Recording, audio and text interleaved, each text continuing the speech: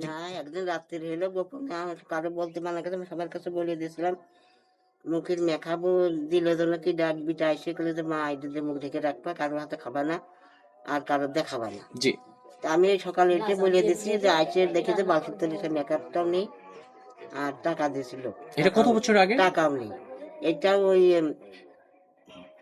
মানে বছর ঠিক না ওই যেদিনকে রাত্রে এটা দাড়িটা হইলো ওই দিনকে।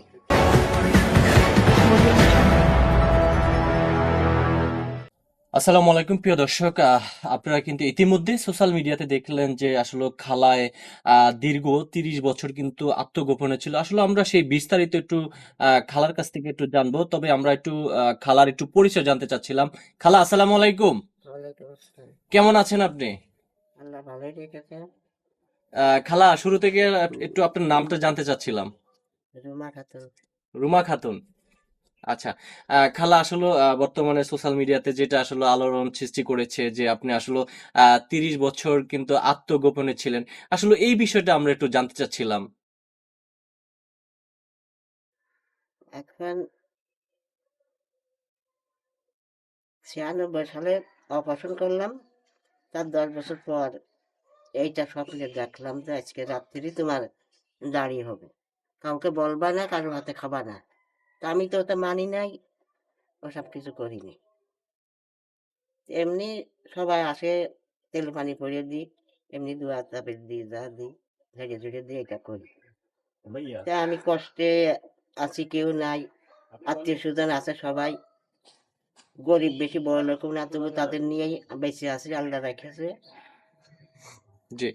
তা এখন তো একা বিয়ে হয়েছিল 12 বছর কালে, যখন যুদ্ধ হয় যুদ্ধের 9 মাস পরে বিয়ে হয়।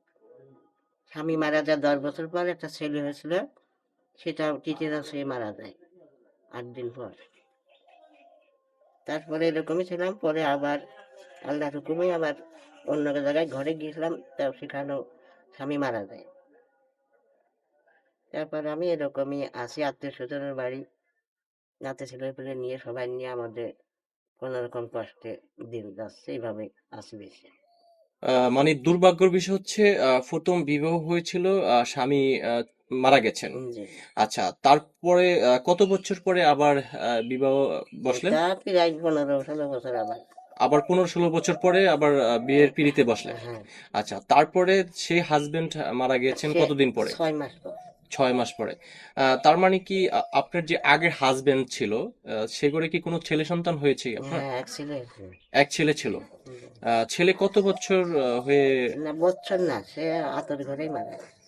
মানে 7 দিন ছিল। 8 দিন ছিল। হ্যাঁ। আচ্ছা। তারপরে তারপরে আপনি বিবাহ করলেন। মানে তারপরে কি আপনি বিবাহ করেছেন? তারপরে ওই যে 15 বছর পর করেছিলাম, 6 মাস পরে মারা গেল। 6 মাস পরে মারা গিয়েছে। তারপরে আর করিনি। আচ্ছা, তো আপনি একটু আগে বললেন যে স্বপ্নে দেখেছেন যে মানে পানি পড়া দেওয়ার জন্য এরকম একটা বিষয়। হ্যাঁ, আচ্ছা, মানে পানি পড়া কি এই এলাকায় সবার কাছে দিয়েছেন? বেশি। আচ্ছা, সেই বিনিময়ে আপনি কোনো টাকা টুকা নিয়েছেন বা কেউ চাইলে দিয়েছে এরকম কিছু? আমার এমনি সবাই দেয়, আর আমি বলি যে ওই মসজিদ ঘরে তোমরা দিয়ে দেবো, আমার সবাই এত যে তাতেই হবে নিতে হবে এটা আমি ই করি না। এমনি সবাই দেয়, সবাই। এমনিতেই এলাকার মানুষ খুশিতে যা হ্যাঁ, দেয় সেটাই হ্যাঁ, সন্তুষ্ট। হ্যাঁ, সবাই আচ্ছা, দেয়। তাহলে আপনি এই যে 30টা বছর আত্মগোপনে ছিলেন, মানে সবাই শুধুমাত্র কি পুরুষদেরকে আপনি মুখ দেখাইতেন না শুধু, নাকি মহিলাদেরকেও?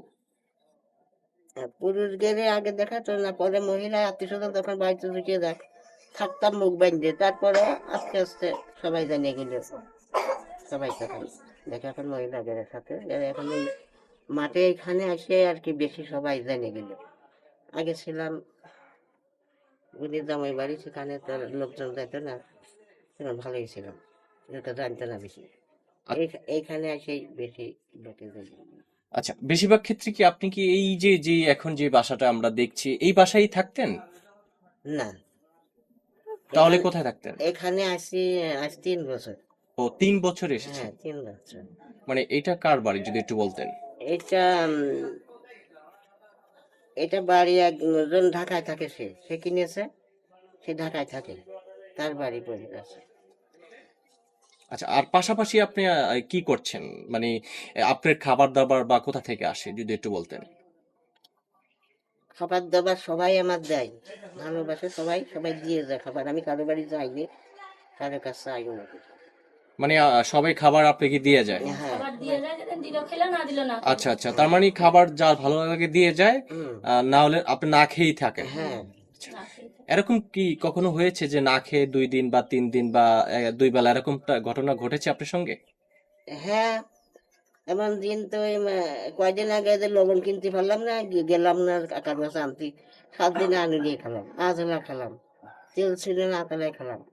আর এমন দিন যে সবাই দেয়, 4-5 গামলা হয়ে যায়, এমন দিন কেউ দেয় না। তাহলে কারো কাছে চাইও না, কারো কাছে যায়নি, না খেয়ে থাকি। আচ্ছা আচ্ছা আচ্ছা আচ্ছা। তার মানে এক পর্যায়ে আপনার এরকম দুঃখের জীবন গেছে যে অনেক সময় হয়তো আলু কিনতে পেরেছেন, নুন কিনতে পারেন নাই, বা নুন হ্যাঁ, কিনতে পেরেছেন, ডাল কিনতে পারেন নাই, হ্যাঁ, এরকম ঘটনাও ঘটেছে আপনার সঙ্গে। আচ্ছা, পাশাপাশি সম্ভবত আমরা যেটা দেখলাম সোশ্যাল মিডিয়াতে, হয়তো একটি পোল্ট্রির খামার রয়েছে, সেখানে দেখাশোনার দায়িত্ব রয়েছেন। হ্যাঁ। আচ্ছা, এখনো বয়স প্রায় তো 70। জি, এটা হয়েছে প্রায় 14-15 বছর। এই পরে আগে কাটতাম, এখন আর কাটি না বলে আচ্ছা এই যে সবাই দেখতে পায়। আচ্ছা। খালা, এখন এই পেটের দায়িত্ব, এখন আর কি করব, সেজন বেচার মতো পরে খামার একটু জন বেচতেছি, যা দেয় ওষুধ। ডায়াবেটিস হয়ে গেছে, আজ 10 বছর হলে ডায়াবেটিস আছে। তো ওষুধ যা দেয়, টাকা পয়সা যা দেয়, টুকটাক করে ওষুধ খাই, নিজে উঠে ওটা কিনে খাই, দুধ কিনে খাই, জি, এইভাবে কষ্ট চলে। আচ্ছা। খালা, আমি যদি আরেকটু ব্যতিক্রম প্রশ্নতে যাই, যেটা হচ্ছে আহ, আপনার যে মুখে মাশাল্লাহ খুব সুন্দর দাড়ি গজিয়েছে, সাদা কালো, হ্যাঁ, আসলে এই বিষয়টা যদি আমাদেরকে একটু ক্লিয়ার করতেন। মানে শুধুমাত্র এটা তো একজন পুরুষের ক্ষেত্রে সম্ভব, কিন্তু আপনি তো একজন নারী, কিন্তু আপনার মুখে মাশাল্লাহ খুব সুন্দর দাড়ি, সেটা কি আপনি নিজে ইচ্ছাকৃতভাবে রেখেছেন? না, একদিন রাত্রে হলো গোপন, কারো বলতে মানা করে, আমি সবার কাছে বলে দিয়েছিলাম, মুখের মেখাবো দিলে জন্য কি ডাকবিটা এসে করে যে মা এটা দিয়ে মুখ ঢেকে রাখবা, কারো হাতে খাবা না, আর কারো দেখাবা না। জি, তা আমি সকালে উঠে বলে দিচ্ছি যে আইসে দেখে যে বালতির তলে সে মেকআপটাও নেই, আর টাকা দিয়েছিল, এটা কত বছর আগে? টাকাও নেই। এটা ওই বছর ঠিক না, ওই যেদিনকে রাত্রে এটা দাড়িটা হইলো ওই দিনকে। সেই সময় আপনার বয়স কত ছিল? তখন বয়স বলতেছি ওই যে 96-তে অপারেশন করেছি, তারপরে 10 বছর পরে এটা হয়েছে। আজান দিচ্ছে, আজান দিছে, আজান দিচ্ছে। আজান দিছে। ইমন ভাই, খাইতে দেন, আবার